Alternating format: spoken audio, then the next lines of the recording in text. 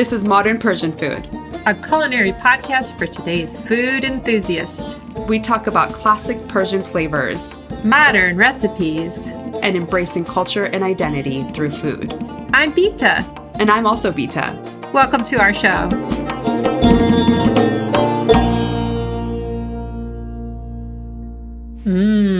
What's cooking?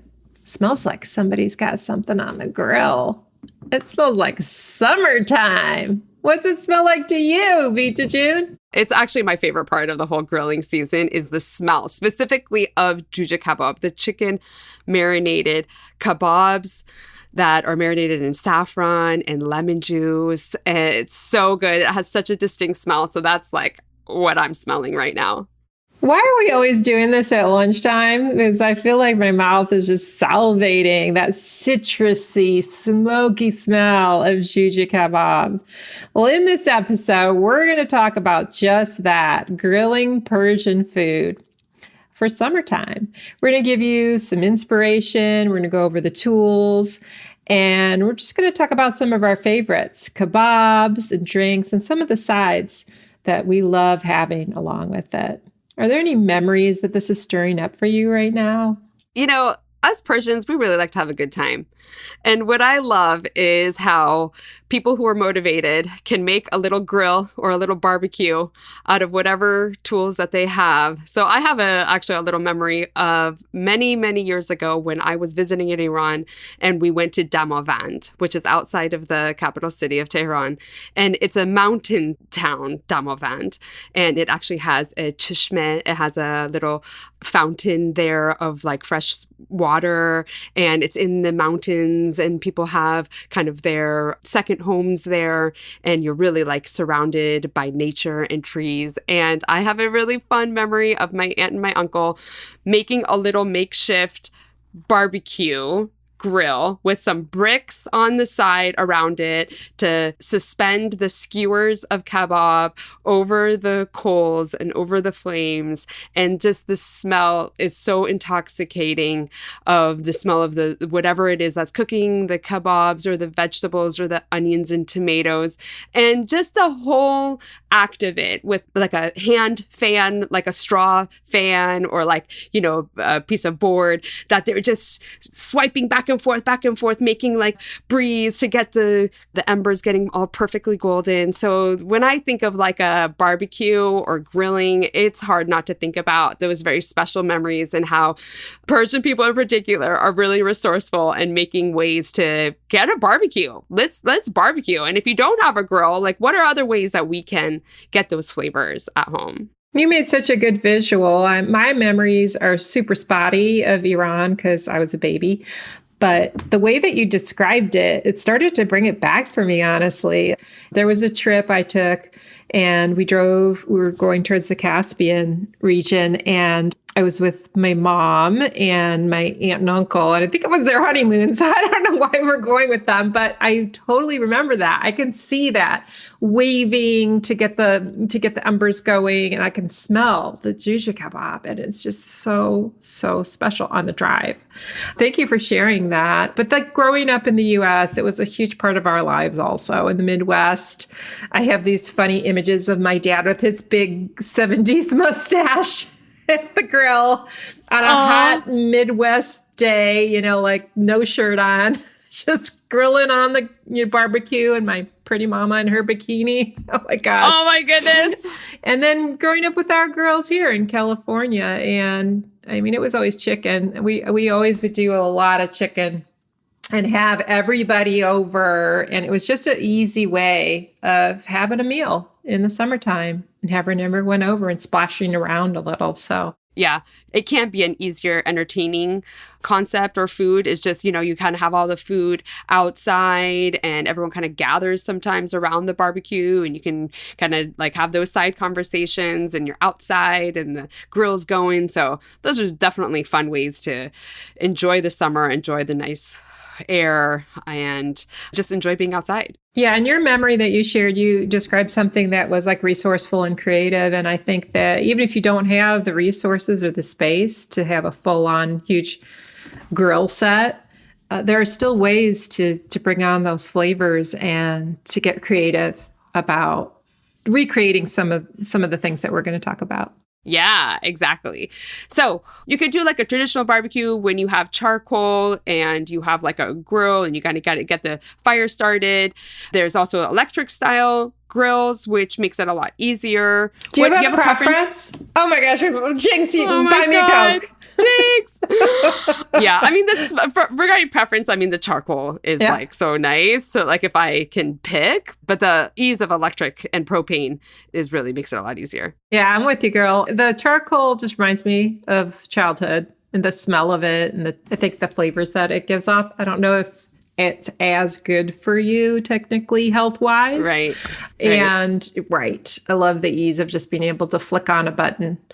Our grill that we had for the longest time here in California, we kept fixing it. Bob kept fixing it. Part would break, he'd fix it. And we kept that thing going for a really long time. And we finally had to put it out to pasture. And it's in barbecue heaven now. And so we're in the market for another one. I have to say that the really small ones that they have these days, and nothing fancy, they're really easy to use. And I kind of love it because then that way, I'm able to do it more often. You mean with like a propane tank? Yeah, just a propane tank, basic grill. Yep. Because then I'm more apt to do it. It's really easy. So I do like that. I have had grill pans. And what those are is basically just a pan that has some grooves in it. And it kind of gives the illusion it gives sort of like the grill marks. And you can also do things right on the gas burners if you have a gas stovetop. And I have experimented with doing eggplant right there and with doing like a whole eggplant right on the range top. I've also done corn that way. Yes. So you have to kind of be careful with the eggplant of the skin, like burning and sort of flaring up and getting on your skin. So be careful if you're doing that. And same with the corn. The corn can kind of like pop. So fun. Yeah, I love that with the corn. I do that a lot too. I just use tongs to kind of flip it around and get the little char marks on it. Yeah, it's really yummy. But back to an actual grill, a separate grill that you have outside. If you want to do veggies, we're still talking about equipment here. There's like special pans that are for veggies that you can use that make it a little bit easier because sometimes the thinner veggies, like if you're doing zucchini or something like that, might stick. Yeah, so those accessories are make it really convenient to do. Even like if you wanted to do like a whole fish too, they have like those special fish holders that you can put like straight onto the grill. So those definitely are some good tools. I've been actually using my air fryer a lot, and I've been trying to get that kind of grill flavor and char just from my air fryer. And I've been really enjoying that as an alternative. We have a big grill, but where we live, they've actually asked us not to use the grills outside for like some fire and insurance safety measures. So we have this nice big beautiful grill that we recently bought and now is sitting covered on the corner of our patio, but that's okay. So I'm trying to come up with like different ways of how we can kind of still get those grilled flavors. So one tool that I've used recently, and I actually use it when I was trying to grill up lamb chops, is a flat top grill. So think about like what you use to like make pancakes. It's like electric and it's flat.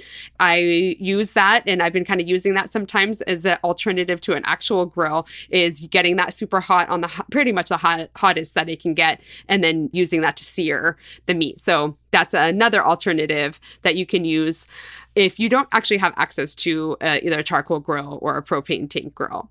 And while we're on the topic of tools, one final tool I just wanted to mention are the skewers that we use when we make Persian kabobs. We use wide, flat skewers to make the koobideh kabob. So if you are looking to up your kabob game, you can get a set of those as well. It's great to have skewers for making authentic Persian kebabs. So we have an entire episode dedicated to Persian kebabs. If you want a deep dive, hop on over and take a listen to episode 86. Yes, that's a great point. We have a lot of content that we really hone in on specific recipes that are on the grill. But so we thought today, let's give you guys an overview. And if you want to learn a little bit more, we will link the different episodes in our show notes and you can learn a little bit more about them. So yes, so the kabob episode is a great example. We talk about juja kabob, we talk about tomatoes, corn, onions, salad shirazi, which we'll get into in a second too, of all the different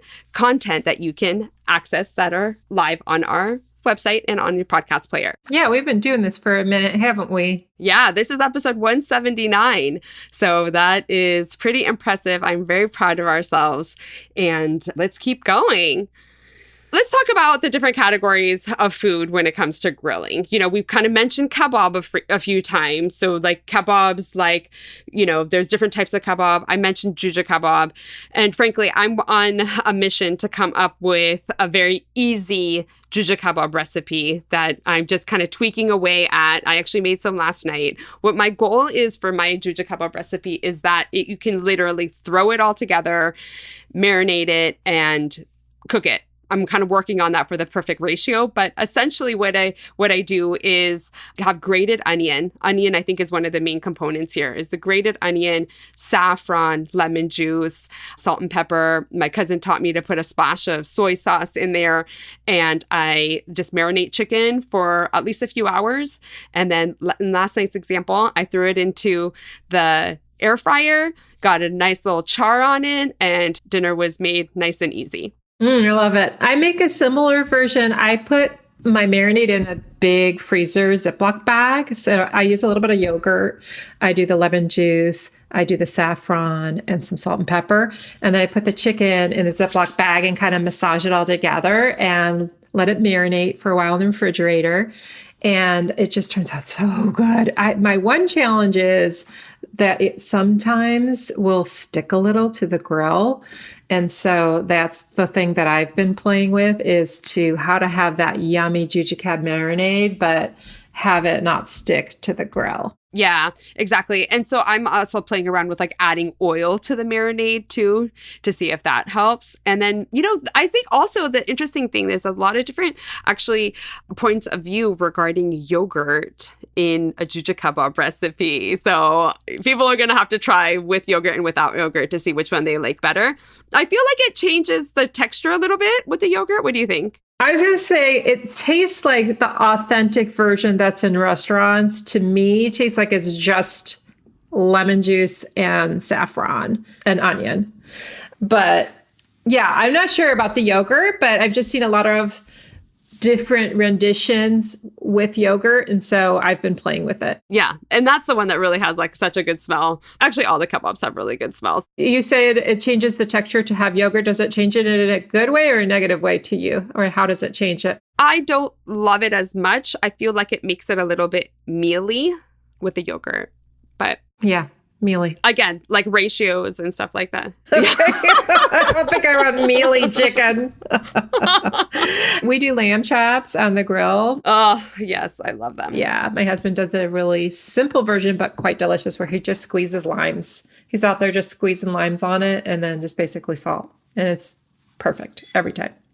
Yeah. I mean, the lamb chops are so delicious. It really doesn't take much. But again, like the high heat, it was just really, I think, the key component to the lamb chops is being able to get a nice char sear on it without overcooking the inside. Yeah. And we do a lot of steaks. We'll get like an organic ribeye. You know, that's always fatty and freaking delicious. But of course, if we want to, be a little gluttonous. Do you have a favorite thing? We were playing around a lot with koobideh kabob. So this is, again, the ground meat with onion. Mm-hmm. Again, onion is a key component in all of these kabobs. That it's ground meat with the onion and seasoning, and you have to press the meat onto the skewer in a way so that when you're cooking it, it doesn't fall off of the skewer. So you got to really press the top and the bottom ends of it and flip it around very gently. That is one of those dishes that really, I mean, like a kabob on a grill, it's unmatched. I mean, you can make it like under the broiler, you can make it in the air fryer, but it's not going to have that same taste. Totally. I know. And there is a high level of skill, the way of what you just described, of keeping it on the skewer, because it is really sticky. And I have to say, I mostly do it in the oven, or in a pan. Oh, yeah. Uh-huh. Yeah, it's just fast and easy. So we use a good quality ground beef or ground turkey, a bunch of onion and salt and pepper. That's really all it needs. Maybe a little bit of saffron makes it delicious. But traditionally, I think it's just mostly grated onion and salt and pepper. And actually, traditionally, it's a high fat ground beef and lamb. Yeah. And the kiss from the fire, really, I think. The kiss from the fire. Yeah. And then also, if you have a few layers of lavash bread standing on the side waiting to just get all the kabob placed on top of it and have all the juices get absorbed by that bread, nunezira kabob. You just licked your lips. Good. Oh my God. That's like one of my favorite parts. It's one of my favorite parts is that like fatty bread. Nunezira kabob. That's one phrase I actually know. Bread from under the kabob. It's like this tasty, gooey in the best way, juicy. Oh my God. Kabob juicy. Even if you don't eat meat, like you kind of just gotta like go for it. The nunezira kabob. It's so good. But on that note, let's talk about some other things that aren't meat. What else is like Persian style on the grill? I do corn almost always when I'm using the grill is Persian style corn, which Persian style corn is essentially grilled corn, grilled to an almost char, and then dunked into a bath of salt water. And the salt water bath, it not only cools it down so that you can eat it right away, but it also gives it the perfect amount of salt. And so the salty sweet of the corn is just the perfect little side to anything that you might be grilling. I also will sometimes just do the onion on there, cut it in half. And so, us Persians love to have onion either raw or grilled with our meats. And so I'll sometimes do some Roma tomatoes and some onions right on the grill as well. Another thing is I love the summer squash, any kind of squash, yellow squash, zucchini, sliced up, cooked on the grill with some olive oil. It's delicious, and salt and pepper. And then experimenting a little bit with eggplant. I have more experimenting to do, so check back on the eggplant. How about you? Do you ever do vegetables on the grill? Yeah, I mean, the classic like tomatoes with the kabob is like always like a classic combination. I really enjoy the corn as well. And you could even shave off the corn off of the cob and make like a salad too, a little Persian inspired salad. Maybe put a little bit of feta cheese in there, maybe some fresh mint. It'd be lovely with like kind of that charred corn. But yeah, you kind of covered it. A lot of different vegetables. I love just like when the grill is on, you can throw whatever vegetables that you want on there. You can throw some asparagus. You can even throw some romaine lettuce and get like a grilled romaine salad, which is something a little bit unique that you can't always get. You can't always get that's not soggy. So if you're getting it fresh right off the grill, it's kind of fun to eat. Creative. Do you have a favorite side you'd like to have? I mean, I think for me, like when it comes to those grilled flavors, my favorite is like some fresh herbs. Let's get some fresh herbs right there, some cilantro and parsley and mint, and just like get like a nice wrap or lokme bite of like whatever it is that you're grilling with the fresh herbs. I would say that's probably my favorite, but like that freshness. So like that, or like a studded shirazi, which is the chopped cucumber, tomato, onion in a vinaigrette type of salad is always good to kind of like cut the fat or cut the grease of whatever it is that it's paired with. Yeah, those are both great. I think for me, I always think of masta khiyar, which is the Persian cucumber and mint or dill side dish or dip. And it just goes so well with the meats and with rice. And we're a big rice family, so typically, if we're grilling, we're also having rice. I'll just throw on a family size amount of rice in my rice cooker and it's ready in no time, under half an hour. Yeah, I love that. I love that. And yeah, like, for example, for last night's meal, we kind of switched it up a little bit. I didn't feel like actually making rice, and the timing that we had for the evening wasn't going to allow me to actually make rice. So I actually used tortillas that I kind of grilled in a pan. So got them a little bit kind of crunchy, a little bit fun. And I made a little bit of a different version of masta khiyar last night. I took just some regular yogurt and I grated a cucumber in it. And usually I'll either add dried mint or dried dill, but I actually added both dried mint, dried dill, and dried parsley. And I added some chopped walnuts and some raisins into it. And, you may have seen yogurt dips like that, but I hadn't really made it in a long time. And it just was kind of fun with like making these little wraps with the juju kabob and herbs and this yogurt dip in the tortilla. So you can really kind of like pull together a Persian meal on the grill or however way you want to do it with just some of the ingredients you may already even have in your fridge. Yeah, that sounds so good. I haven't made it with the raisins and the nuts in a really long time. And adding the extra herbs, I definitely have never tried it with parsley. Yeah, I loved it. I was like, why limit myself with the herbs? Just put them all in. So that was kind of fun. I enjoyed that.